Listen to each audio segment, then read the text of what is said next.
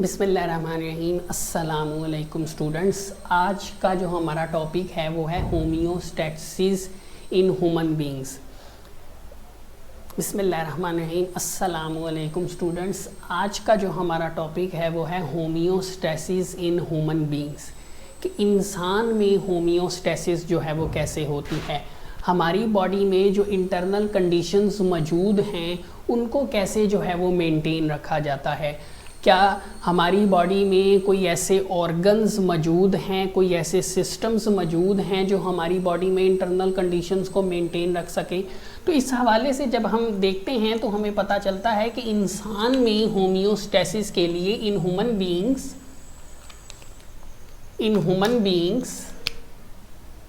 Humans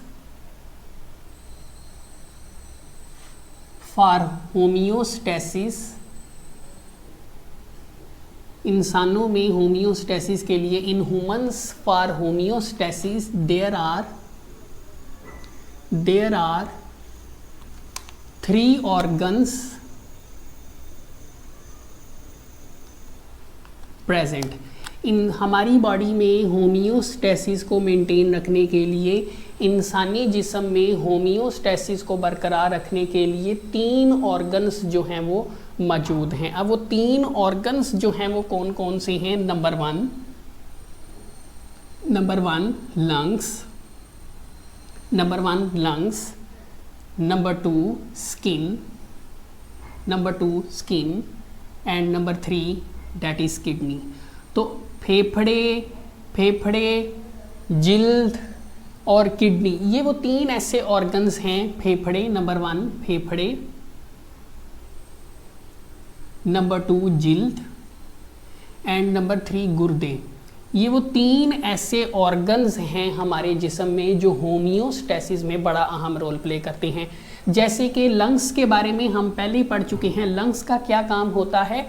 हमारी body में जो एक्स्ट्रा कार्बन डाइऑक्साइड होती है ये उसको बाहर निकालते हैं। Remove extra carbon dioxide to maintain normal level. Lungs का क्या काम है? लंग्स का काम बॉडी में मौजूद जो एक्स्ट्रा कार्बन डाइऑक्साइड होती है, जो एक्सपायरेशन के ज़रिए बाहर निकाली जाती है, ताकि इसकी मिकदार को बॉडी के अंदर जो है वो मेंटेन रखा जा सके। स्किन की अगर हम बात करें तो स्किन जो है हमारी बॉडी में help to regulate body temperature. ये हमारी बॉडी में बॉडी का टेम्परेचर जो है उसको एडजस्ट करने का काम करती, मतलब कि ये थर्मो रेगुलेशन का रोल जो है वो प्ले करती है हमारी बॉडी में। इसके साथ साथ remove water and salts as well. फेफड़ों की हमने बात की, जो कि हम फर्स्ट चैप्टर में भी पढ़ चुके हैं कि फेफड़े क्या करते हैं? लंग्स हमारी बॉडी में मौजूद एक्स्ट्रा कार्बन डाइऑक्साइड को एक्सपायरेशन के ज़रिए बाहर निकाल देते हैं, ताकि उनकी मिकदार बॉडी के अंदर, कार्बन डाइऑक्साइड की मिकदार बॉडी के अंदर नॉर्मल रखी जा सके। स्किन की अगर हम बात करें तो स्किन जो है ये हमारी बॉडी में टेम्परेचर को एडजस्ट करने का काम करती है। इसके साथ साथ जो कि अल्टीमेटली थर्मो रेगुलेशन का रोल प्ले करती है। और दूसरा, हमारी बॉडी में मौजूद कुछ वाटर और साल्ट्स को भी जो है वो बाहर निकालने का जो है वो काम करती है। इसके अलावा अगर हम किडनी की बात करें तो किडनी जो है it remove waste materials. Kidney जो है ये मुख्तलिफ waste materials, remove waste materials, for example urea, salts, extra water in urine. जबकि किडनी की अगर हम बात करें तो किडनी का क्या काम है? किडनी का काम ब्लड में मौजूद मुख्तलिफ वेस्ट मटीरियल्स को ब्लड से फिल्टर करके यूरिन के ज़रिए बॉडी से जो है उसको बाहर निकालना है, जिसको आगे हम जो है वो डिटेल में स्टडी करेंगे। तो पता चला कि हमारी बॉडी में होम्योस्टेसिस के लिए 3 ऑर्गन्स मौजूद होते हैं। फेफड़े मौजूद होते हैं जिनका काम जो है वो कार्बन डाइऑक्साइड को बाहर निकाल के उसकी मिकदार को मेंटेन करना है। स्किन जो है जो कि टेम्परेचर को एडजस्ट करती है और वाटर और साल्ट्स को बॉडी से बाहर निकालती है। और किडनी जो है जो कि हमारी बॉडी में मौजूद ब्लड में मौजूद वेस्ट मटेरियल्स को फिल्टर करके यूरिन के ज़रिए जो है वो बॉडी से बाहर निकाल देती है। तो उस लंग्स चूँकि हम पढ़ चुके हैं, तो स्किन जो है इसको थोड़ा सा डिटेल में जो है वो स्टडी कर लेते हैं। तो आज का जो हमारा टॉपिक है वो है स्किन। अब इसमें हम स्किन के बारे में पढ़ेंगे कि स्किन जो है ये हमारी बॉडी में क्या काम जो है वो करती है। अब स्किन हमारी बॉडी में क्या काम करती है, अगर हमने इसका फंक्शन स्टडी करना है तो फंक्शन स्टडी करने के लिए याद रखें, किसी भी चीज़ का फंक्शन स्टडी करने के लिए पहले हमें उसका स्ट्रक्चर जो है वो स्टडी करना पड़ता है। तो सबसे पहले हम बात करेंगे कि स्किन जो है, स्किन के स्ट्रक्चर की, कि हमारी जो स्किन है वो उसकी साख्त क्या है, वो किन किन चीज़ों पर जो है वो मुश्तमिल होती है। क्योंकि किसी भी चीज़ का अगर हमने फंक्शन पढ़ना है, फेल उसका पढ़ना है, तो उसके लिए हमें उसका स्ट्रक्चर पहले पढ़ना पड़ेगा। तो स्किन की अगर हम बात करें तो हमारी बॉडी में जो स्किन है इट कंसिस्ट ऑफ 2 लेयर्स। हमारी बॉडी में जो स्किन है वो 2 लेयर्स पर जो है वो मुश्तमिल होती है। अगर हम उसका स्ट्रक्चर यहाँ पर ड्रा करने की कोशिश करें, अगर हम स्ट्रक्चर ड्रा करें यहाँ पर स्किन का, तो स्किन जो है our skin consist of 2 layers. This one is upper layer, ये जो है ये अपर लेयर है। This one is known as epidermis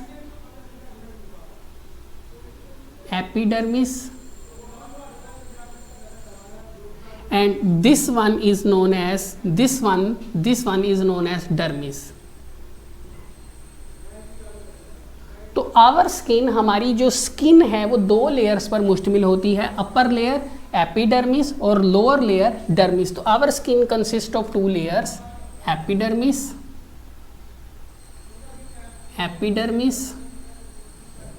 and second one is dermis. अब एपिडर्मिस की अगर हम बात करें तो एपिडर्मिस एक बहुत ही थिन लेयर है, बारीक लेयर है। Epidermis is very thin layer जिसमें किसी किस्म की कोई चीज़ जो है वो मौजूद नहीं होती। इसमें आप देख सकते किसी किस्म की कोई ब्लड वेसल्स मौजूद नहीं। Thin layer without blood vessels, ये एक बहुत बारीक लेयर होती है जिसके अंदर किसी किस्म की कोई ब्लड वेसल्स जो हैं वो मौजूद नहीं होती। डर्मिस की अगर हम बात करें जो कि स्किन का ज़्यादातर हिस्सा है, dermis broad portion of skin का जो ज़्यादातर हिस्सा है वो डर्मिस पर मुश्तमिल होता है। Broad portion of skin consist of जिसके अंदर बहुत सारी ब्लड वेसल्स जो हैं वो मौजूद होती हैं। Many kinds of blood vessels are present in dermis. Blood vessels जो हैं वो मौजूद होती हैं। ब्लड वेसल्स के साथ साथ यहाँ से जो हैं वो हेयर्स बाहर निकलते हैं। हेयर्स बाहर निकलते हैं। और डर्मिस में यहाँ पर, एपिडर्मिस के बिल्कुल नीचे यहाँ पर फैट सेल्स की जो है वो एक लेयर मौजूद होती है, फैट सेल्स। इसके अलावा कुछ ख़ास किस्म के ग्लैंड्स जो हैं वो पाए जाते हैं। तो स्किन का जो ज़्यादातर जो हिस्सा है जो डर्मिस पर मुश्तमिल होता है, it consist of fat sales. ये फैट सेल्स हैं, फैट सेल्स, चर्बी की लेयर जिसे हम कहते हैं fat cells, consist of fat sales. Number 2 oil glands, जो ऑयल हमारी स्किन पर जो है वो प्रोड्यूस करते हैं। नंबर 3 स्वेट ग्लैंड्स, जो पसीना पैदा करते हैं, हमारी स्किन में मौजूद होते हैं। Blood vessels, many blood vessels, और इसके साथ साथ कुछ न्यूरॉन्स की एंडिंग्स भी जो हैं वो मौजूद होती हैं, सेंसरी न्यूरॉन एंडिंग्स। ये 3rd चैप्टर में हम डिटेल में पढ़ेंगे। And sensory endings. तो ये हमने स्किन के स्ट्रक्चर के हवाले से पढ़ा कि हमारी स्किन 2 लेयर्स पर मुश्तमिल होती है, जिसमें अपर एपिडर्मिस होती है जो ब्लड वेसल्स के बगैर होती है, जबकि डर्मिस जो है जो कि स्किन का ज़्यादातर हिस्सा कवर करती है, ये बहुत सारी चीज़ों पर जो है वो मुश्तमिल होती है। इसमें फैट सेल्स की चर्बी की एक लेयर शामिल है, ऑयल ग्लैंड्स मौजूद होते हैं, स्वेट ग्लैंड्स पसीना पैदा करने वाले ग्लैंड्स मौजूद होते हैं, ब्लड वेसल्स मौजूद होती हैं, इसके साथ साथ सेंसरी एंडिंग्स भी जो हैं वो मौजूद होती हैं। इसकी कि स्किन जो है ये हमारी बॉडी में कौन कौन से फंक्शंस जो है वो परफॉर्म करती है। स्ट्रक्चर तो हम पढ़ चुके हैं कि स्किन 2 जो है वो लेयर्स पर मुश्तमिल होती है। अब हम बात करेंगे फंक्शंस की कि स्किन हमारी बॉडी में कौन कौन से फंक्शंस परफॉर्म करती है। तो बहुत सारे ऐसे फंक्शंस हैं जो स्किन हमारी बॉडी में परफॉर्म करती है। नंबर वन स्किन, जो हम ऑलरेडी भी पढ़ चुके हैं, skin help in regulation of, adjustment भी आप लिख सकते हैं, regulation of body temperature. Skin जो है ये बॉडी टेम्परेचर को मेंटेन करने में बड़ा अहम रोल प्ले करती है। हमारी बॉडी का जो टेम्परेचर है उसको मेंटेन करने में स्किन बहुत अहम रोल प्ले करती है। कैसे करती है उसको भी हम स्टडी कर लेते हैं। नंबर वन स्किन जो है, स्किन में जो फैट सेल्स की जो लेयर होती है, layer of fat cells insulate our skin. ये जो हमारी स्किन के नीचे स्किन में, हमारी जिल्द में एपिडर्मिस के नीचे ये जो फैट सेल्स, चर्बी की जो लेयर होती है, ये बॉडी के टेम्परेचर को बाहर जाने नहीं देती, जिसकी वजह तो इंसोलेशन का काम करती है। इंसोलेट का मतलब है बॉडी में मौजूद जो टेम्परेचर है उसको बाहर जाने नहीं देती, जिसकी वजह से बॉडी का टेम्परेचर बाहर जाएगा तो वो कम होना शुरू हो जाएगा, लेकिन अगर टेम्परेचर बाहर नहीं जाएगा तो वो कम नहीं होगा। तो फैट सेल्स की जो लेयर होती है ये हमारी बॉडी में मौजूद टेम्परेचर जो है उसको बाहर नहीं निकलने देती। Number 2 muscles attached to hairs cause goosebumps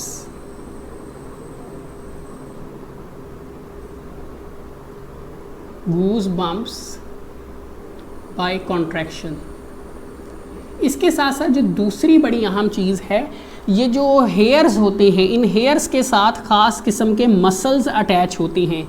ये मसल्स जब कॉन्ट्रैक्ट होते हैं, सिकुड़ते हैं, तो उससे जो हेयर्स होते हैं जो नॉर्मली इस तरह जो हैं वो स्किन के ऊपर मौजूद होते हैं, दे बिकम स्ट्रेट, वो बिल्कुल जो है वो सीधे हो जाते हैं, बिल्कुल सीधे। इसे हम कहते हैं गूज बम्प्स, ठरठराहट। इससे क्या होता है कि जो हवा यहाँ से गुजरती है वो हवा जो है वो इन हेयर्स के दरमियान ट्रैप हो जाती है, फंस जाती है, जिससे एक आर्जी सी लेयर बनती है जो टेम्परेचर को बॉडी से बाहर जाने नहीं देती। तो ये जो गूज बम्प्स जो कंडीशन है ये क्या करती है, इट क्रिएट्स वार्म ब्लैंकेट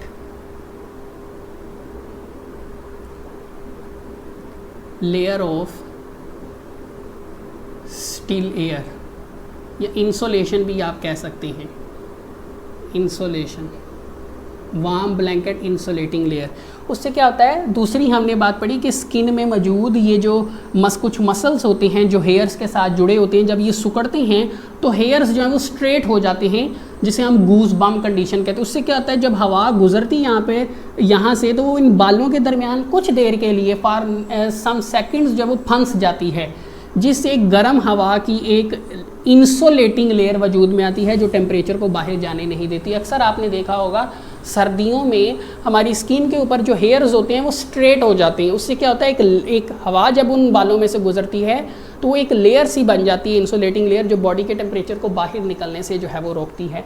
तो हमने बात की स्किन का, पहला फंक्शन हमने स्टडी किया कि स्किन जो है ये हमारी बॉडी में टेम्परेचर को मेंटेन करने में बड़ा अहम रोल प्ले करती है। कैसे करती है, स्किन के अंदर जो फैट सेल्स है वो टेम्परेचर को बाहर नहीं निकलने देते। इसके साथ साथ स्किन में मसल्स जो हैं वो जो हेयर्स के साथ जुड़े होते हैं वो कॉन्ट्रैक्ट होते हैं, जिससे हेयर्स जो हैं वो सीधे हो जाते हैं, स्ट्रेट हो जाते हैं, जिससे गर्म हवा की एक आर्जी सी लेयर वजूद में आती है, जो कि स्किन के ऊपर होती है, जो कि बॉडी के टेम्परेचर को बाहर निकलने से जो है वो रोकती है।